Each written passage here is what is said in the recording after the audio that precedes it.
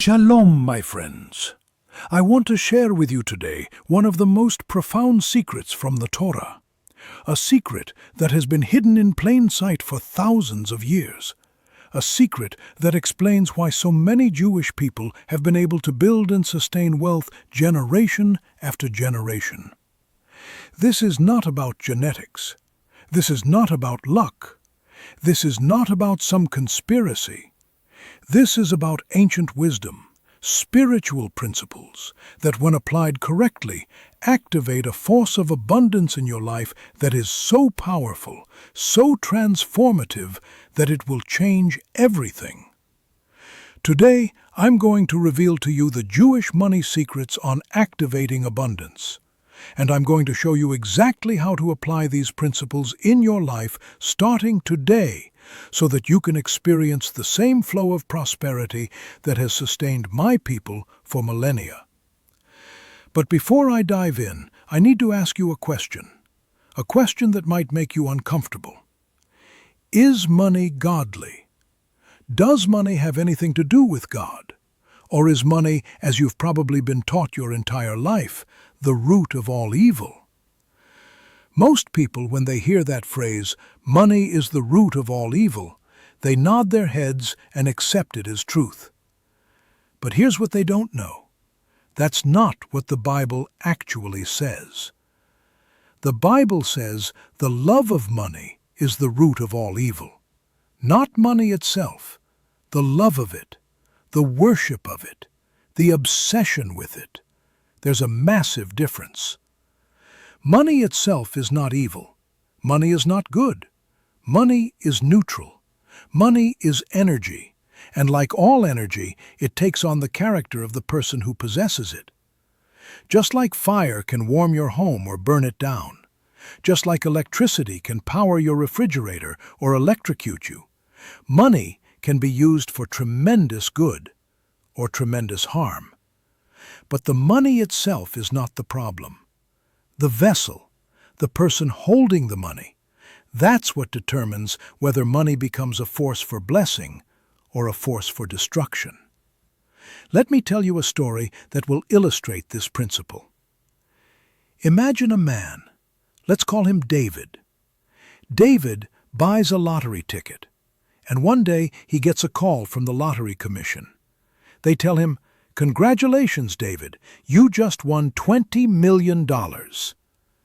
David is ecstatic. He's dancing. He's calling his family.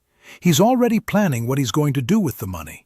He's going to buy a house, a car, take his family on vacation, donate to charity. He's already spent half of it in his mind. He's on top of the world. But then, an hour later, the phone rings again. It's the lottery commission. They say, "David, we're so sorry. There was a mistake. The number 6 looked like a 9. You didn't actually win." How does David feel now? He's devastated. He's crushed.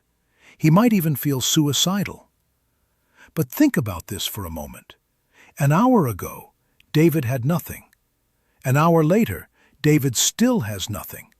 So why is he so destroyed? Because for that 1 hour, he possessed the energy of $20 million.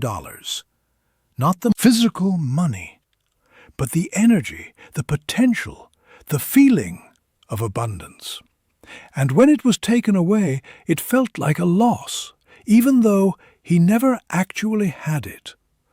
This is the secret that the Kabbalists teach us. Money is not just paper and coins. Money is light. Money is energy. Money is, in the language of Kabbalah, the light of wisdom, which is the raw energy of God's light manifesting in the physical world. Now, before you think I've lost my mind, let me explain. Have you ever experienced instant gratification? You know what I'm talking about. You're on a diet, you haven't had sugar in 6 months, and then you see a piece of chocolate cake and you eat it. And for a moment you feel amazing. That feeling, that rush, that high, that's the raw energy of God's light. It's unfiltered, unearned, instant pleasure, and it feels incredible. But it's also temporary, and if you chase it, if you make it your God, it will destroy you. Money works the same way. Money is potential energy. It's the ability to exchange your desire for another desire. You work, you put in effort, you earn money, and then you exchange that money for food, for shelter, for experiences, for things that fulfill your desires. Money is the ultimate vessel of potential because it can be exchanged for almost anything. But here's the key. Money takes on the character of the person who owns it. If you are a giver, your money becomes a force for giving. If you are a hoarder, your money becomes a force for scarcity. If you worship money, your money becomes your God, and it will control you, enslave you, and ultimately destroy you. But if you treat money as a tool, as a vessel for God's light, as a means to do good in the world, then your money becomes a force for blessing, for abundance, for transformation. This is the first principle of activating abundance. Money is energy, and energy flows where intention goes. In the Torah, in the book of Deuteronomy, Moses teaches the Israelites a principle that most people misunderstand. He says, "Remember the Lord your God, for it is He who gives you the power to get wealth." Notice what it says. God gives you the power to get wealth, not the wealth itself, the power, the ability, the energy, the mindset, the skills, the opportunities. This is the foundation of Jewish wealth building. We don't pray for money to fall from the sky. We pray for the wisdom, the strength, the creativity, the opportunities to create wealth. We understand that wealth is not something you receive. Wealth is something you activate. Wealth is something you create. Wealth is something you attract by aligning yourself with the principles of abundance. So how do you do this? How do you activate abundance in your life? Let me give you the 7 Jewish money secrets that have been passed down for generations. Secret number 1, never worship money. Never make money your God. The moment you do, you lose, because money is a terrible master, but an excellent servant. If you worship money, if you let money control your decisions, if you let profit and loss determine your emotional state, you have replaced the true God with a false God. And false gods always fail you. But if you see money as a tool, as a means to an end, as a way to provide for your family, to help others, to make the world a better place, then money serves you. You control it. You direct it. You use it for good. In the Talmud there is a teaching. Who is rich? He who is satisfied with his portion. This doesn't mean you shouldn't desire more. It means you shouldn't be enslaved by the desire for more. You should be grateful for what you have, while working toward what you want. This is the balance. This is the key. Secret number 2. Understand that money doesn't belong to you. Everything you have, your time, your energy, your talents, your money, it's all on loan from God. It can be given, and it can be taken away. This is not meant to scare you. This is meant to humble you. Because when you understand that your money is not really yours, you hold it more lightly. You don't hoard it. You don't cling to it. You don't let it define you. You use it wisely. You share it generously. And you trust that more will come. Secret number 3. Give 1/10 of your income to charity. This is called tithing, and it is one of the most powerful wealth-building tools in the Torah.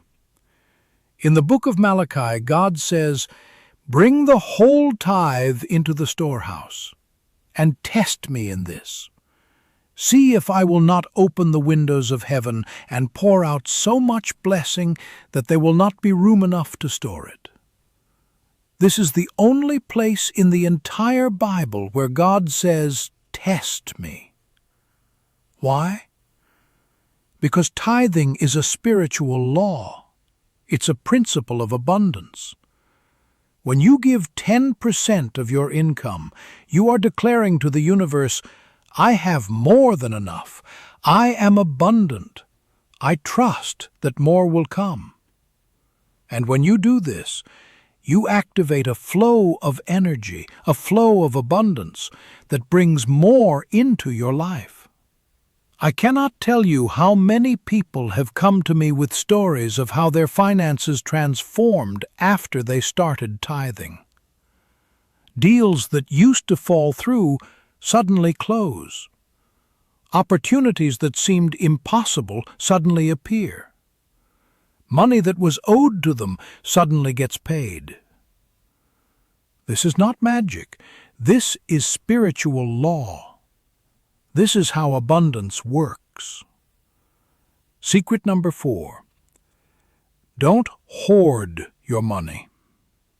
Money is energy, and energy must flow. If you hoard it, if you cling to it, if you refuse to let it circulate, it stagnates, it dies, it loses its power. But if you let it flow, if you invest it, if you spend it wisely, if you give it generously, it multiplies, it grows, it attracts more. There's a verse in Proverbs that says, "One person gives freely, yet gains even more. Another withholds unduly, but comes to poverty." This is the paradox of abundance. The more you give, the more you receive. The more you share, the more you have. This is not logical. This is spiritual. Secret number 5. Use your money to benefit others. This is the ultimate key to activating abundance. Money that is used selfishly for personal pleasure alone has no spiritual power. But money that is used to help others, to create value, to solve problems, to make the world a better place, that money becomes a conduit for God's light. That money multiplies. That money attracts more. In Kabbalah, we teach that the purpose of money is to create unity between the Creator and creation. How? By using money the way God uses His energy, to give, to share, to bless, to create. When you do this, you align yourself with the flow of divine abundance, and that flow pours into your life. Secret number 6. Be grateful for what you have. Gratitude is the foundation of abundance. If you focus on what you lack, you create more lack. But if you focus on what you have, you create more abundance. Every morning, before you do anything else, say thank you. Thank you for your health. Thank you for your family. Thank you for your home. Thank you for the opportunities in front of you. This simple practice reprograms your brain from scarcity to abundance. In our tradition, we have a prayer called Modeh Ani, which we say the moment we wake up. It means, "I give thanks." Before we ask for anything, before we complain about anything, we give thanks. This is the secret to a wealthy life. Secret number 7. Treat money with respect. Don't waste it. Don't throw it away. Don't treat it carelessly. Money is energy, and how you treat it reflects how you treat all energy in your life. If you're careless with money, You'll be careless with time, with relationships, with opportunities. But if you treat money with respect, if you manage it wisely, if you invest it thoughtfully, you send a message to the universe that you are a good steward, that you can be trusted with more. Now, let me bring all of this together with a story from my own life. When I was in my 20s, I was broke. I was studying Torah, I was teaching, but I had no money. I was living paycheck to paycheck, and sometimes I didn't even have a paycheck. I was stressed, I was anxious, I was constantly worried about money. And one day, my teacher, a wise rabbi, sat me down and said, "David, you have a scarcity mindset. You think there's not enough. You think money is hard to come by. You think you have to struggle.